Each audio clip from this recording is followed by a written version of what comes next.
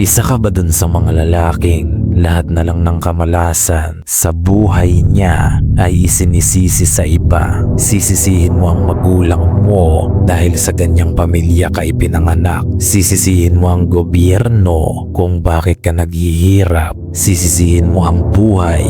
Sisisihin mo ang Diyos. Lahat na lang sinisisi mo sa tuwing may hindi magandang bagay na mangyayari sa iyo. Ganyan ka ba? Kung ganyan ka, walang mangyayaring maganda sa iyo. Magiging mas miserable pa ang buhay mo kaysa sa taong naka-wheelchair. Dahil itong taong naka-wheelchair, tanggap niya na ang kalagayan niya. Ikaw, hahanap at hahanap ka ng taong masisisi para sa kalagayan mo sa buhay. Gayong ang dapat talagang sisihin dito ay ang sarili mo. Itanim mo ito sa utak mo, gustuhin mo man o hindi. Lahat ng kamalasan at hindi magagandang bagay na nangyayari at mangyayari pa lang sa buhay mo ay kasalanan mo lahat.